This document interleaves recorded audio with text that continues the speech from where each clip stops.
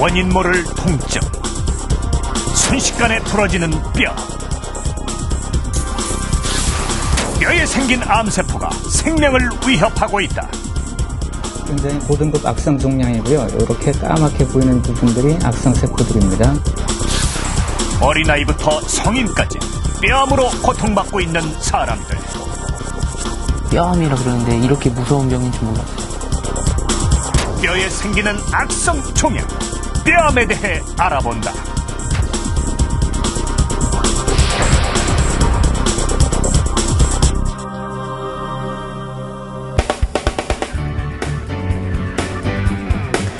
(2010년) 밴쿠버 동계 장애인 올림픽의 마지막 성화봉송자였던 테리 폭스.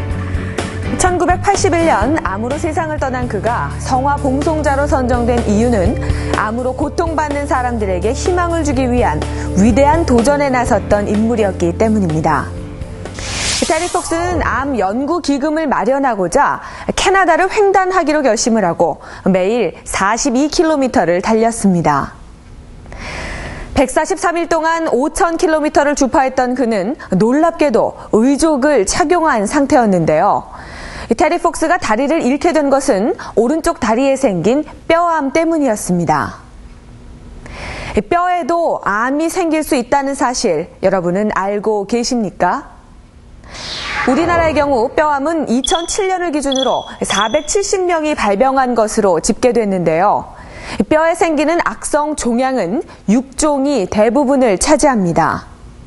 6종 중에서도 가장 높은 발병률을 보이는 고륙종은 특히 뼈 성장이 왕성한 10대 청소년기에 많이 발생합니다. 이 고륙종은 치료를 한 후에도 40%는 암이 재발해서 숨지게 되는 무서운 병입니다.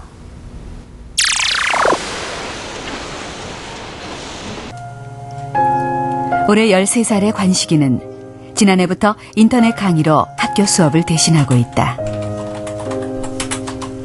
뼈암이라는 희귀병을 앓고 있기 때문이다. 뼈암이 발견된 건 우연이었다. 운동을 하다 손가락이 부러져 병원을 찾은 김군. 엑스레이를 촬영하자 어깨뼈 주변에 이상한 점이 발견됐다. 정밀검사 결과 고륙종 진단을 받았다.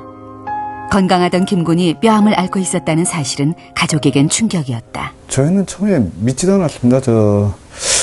믿지도 않았고 병원에서 암일 거란 그런 진단을 했을 때 오히려 저희가 화를 냈죠. 이상 증세가 없었던 건 아니었다. 평소 김군은 원인 모를 통증을 아버지에게 호소했다. 근육통같이 막 지끈지끈거리고요.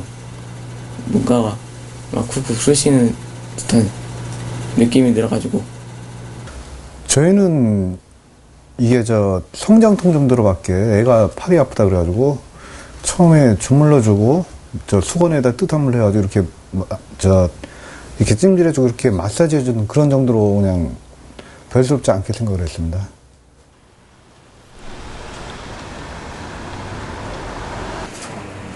뼈에서 생겨난 악성 종양이란 뜻의 고륙종은 성장기인 10대 청소년에게 자주 발견돼 성장과 관련이 있다고 추측된다. 골막이 자극받으면서 뼈를 생성해서 이렇게 두껍게 보이는 뼈 중에서도 성장이 가장 왕성한 부위, 관절 주위의 골간단이라고 하는 부위에서 보통 발생을 하는데요. 그래서 뼈의 성장이 왕성하다는 것은 그만큼 안쪽에 분열이 뭔가 활발하게 이루어지고 있다는 거고, 그런 과정에서 어떤 유전적인 변이를 일으킬 가능성이 더욱 높아진다고 봅니다. 하지만 어떤 유전자의 어떤 변이에 의해서 골육종이 발생하는지는 아직까지 정확하게 밝혀진 바는 없습니다. 고륙종은 성장하는 긴 뼈에서 많이 발견된다. 우리 몸의 가장 긴 뼈인 넓적다리뼈와 정강이뼈에서 약 50%가 발병하며 윗팔뼈에서도 약 10%가 발생한다. 고륙종은 세 가지 유형을 보이는데, 첫째는 뼈암세포가 뼈 조직을 파괴해 뼈가 약해지는 골흡수성. 두 번째 유형은 단단하지 않은 뼈가 비정상적으로 크게 자라는 골형성성. 또 두 가지 유형이 혼합된 골형성 골흡수 혼합형도 발견되는데, 성장통으로 오인하고 넘어가기 쉽다. 처음에는 우리하게 그냥 무지근하게 아프다 이런 식으로 이야기가 되죠. 그러다가 그러면은 운동하면은 아프다, 심해는 좀 낫다. 일반 통증하고 그렇게 크게 구별할 수는 없어요, 초기에는. 그러다가 이제 한 달이나 두 달 되면은 그 아픈 정도가 좀 더 심해지죠.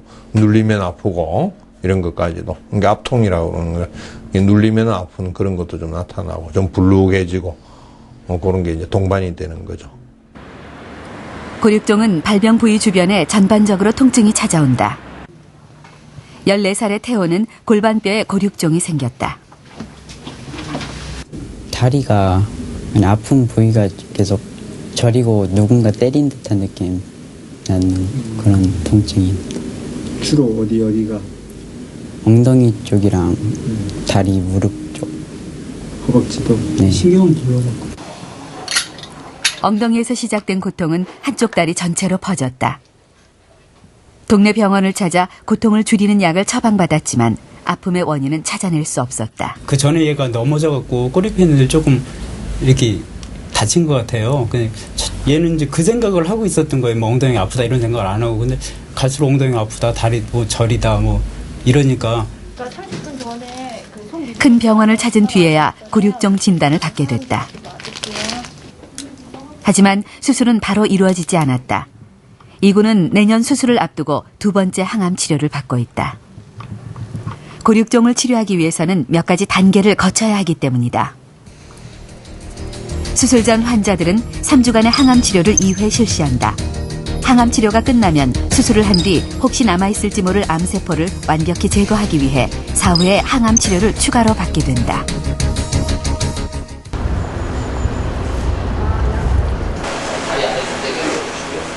항암 치료를 하게 되면 뼈에 생긴 육종은 크기가 줄어든다. 암세포가 죽어 더 이상 증식하지 않기 때문이다. 관식이도 수술 전 항암 치료 결과를 확인하기 위해 검사를 실시했다. 오른쪽 팔뼈에 보이는 이런 검은 음영이 항암 치료, 수술 전 항암 치료를 하고 나서는 거의 없어진 것을 볼 수 있습니다. 그래서 상당히 수술 전 항암 치료에 대한 반응이 좋을 것으로 예측할 수 있는 기준이 될 수 있겠습니다. 요것만 아닐 걸 이렇게 제거하면 안 되고. 다행히 김군의 항암 치료 성과는 좋았다.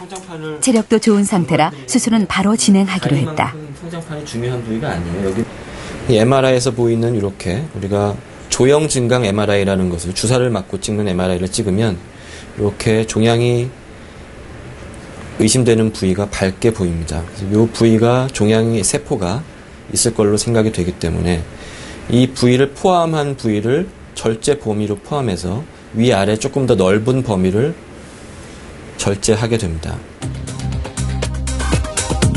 뼈암의 수술법은 발병 부위의 뼈를 잘라내는 것이다. 골육종의 암세포는 종양을 만들어내면서 그 주변을 같이 오염시키며 크기를 키워나간다. 종양을 잘 제거하지 않으면 재발할 수 있으므로 정상세포를 포함한 좀 더 넓은 부위를 절제하게 된다. 김군의 수술이 시작됐다. 골육종이 얼마나 주변 조직을 파고 들어갔는지 절제를 해봐야 정확히 알 수 있다. 다행히 관식이의 종양은 뼈 주변 조직을 오염시키지 않은 상태다. 다행히 이제 뼈를 뚫고 밖으로 나와 있지 않아서 최대한 이제 뼈 겉에 있는 이제 근육하고 뼈를 싸고 있는 골막이라는 구조를 보존하고 이제 수술을 하고 있고요. 이제 안에 겉에 이제 골막을 보존할 수 있으면 나중에 이제 뼈가 다시 생기는데 굉장히 도움이 많이 되기 때문에 골막을 지금 겉에 있는 골막을 깨끗하게 벗겨내고 안에 있는 뼈를 잘라낼 준비를 마쳤습니다. 관식이의 골육종 부위는 팔뼈의 중앙에 길게 분포하고 있어 꽤 많은 길이의 뼈를 잘라냈다. 정상적인 조직을 포함해 잘라낸 뼈는 약 20cm. 골육종이 발생한 부위도 육안으로 확인됐다. 잘라낸 뼈를 재건하는 수술도 같이 진행된다. 의료진은 동종고를 이용해 관식이의 팔을